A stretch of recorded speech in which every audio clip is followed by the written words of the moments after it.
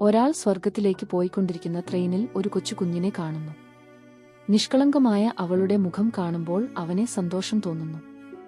പക്ഷേ പെട്ടെന്ന് ആ ട്രെയിൻ സ്റ്റോപ്പ് ആയി വാതിൽ തുറന്ന് നരകത്തിലേക്ക് പോകേണ്ട എല്ലാ ആത്മാക്കളെയും വിളിച്ചുകൊണ്ടുപോകുന്നു. അതുകണ്ട് ആ കുഞ്ഞ് പേടിച്ച് കരയുന്നു. അതുകൊണ്ട് ആ കുഞ്ഞിനെ അവർ സമാധാനിപ്പിക്കാൻ ശ്രമിക്കുന്നു. പക്ഷേ അതിനുള്ളിൽ ആ കുഞ്ഞിന്റെ അച്ഛനെയും അമ്മയെയും വലിച്ചുകൊണ്ടുപോകുന്നു. അതുകണ്ട് അവന് ഒന്നും മനസ്സിലാകുന്നില്ല. കാരണം കുറച്ചു നേരത്തിനു മുമ്പ് അവർ സന്തോഷത്തോടെ ഇരിക്കുന്നത് കണ്ട് 3 പേരും സ്വർഗത്തിലേക്ക് പോകുമെന്നാണ് ഇവൻ വിചാരിച്ചത്. ഇപ്പോൾ കുഞ്ഞിനെ തനിച്ചാക്കി അച്ഛനും അമ്മയും നരകത്തിൽ പോകുന്നു. കുറച്ചുനേരം കഴിഞ്ഞ് ഇവൻ ഒറ്റക്കായ കുഞ്ഞിനെയും കൊണ്ട് സ്വർഗത്തിലേക്ക് വരുന്നു. നോക്കുമ്പോൾ സ്വർഗത്തിൽ ഉള്ളവർ ഒന്നും ചോദിക്കാതെ കുഞ്ഞിനെ എടുത്തുകൊണ്ടുപോകുന്നു. അവരുടെ അടുത്ത് ചെന്നപ്പോൾ കുഞ്ഞു സന്തോഷത്തോടെ അവൻ ബായ് എന്ന് പറയുന്നു.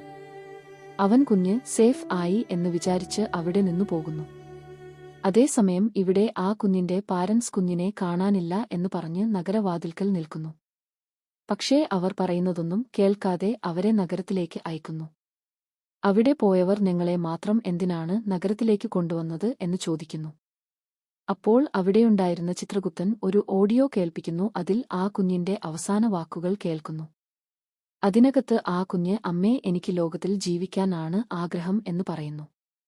അതിനുശേഷമാണ് മനസ്സിലാവുന്നത് ഇവർ കടബാധ്യത കാരണം കുടുംബത്തോടെ ഒരു തെറ്റായ ഒരു തീരുമാനം എടുത്തിരിക്കുന്നു. പക്ഷേ ഈ ലോകത്തിൽ ജനിക്കുന്ന ഓരോ ജീവനും അവകാശങ്ങൾ ഉണ്ട്. അത് ഇല്ലാതാക്കാൻ മാതാപിതാക്കൾക്ക് പോലും യോഗ്യതയില്ല. ഇപ്പോൾ അത് ചിന്തിക്കാതെ ഇവർ എടുത്ത തീരുമാനത്തിന് അവർ പാതാളത്തിലേക്ക് അയക്കുന്നു.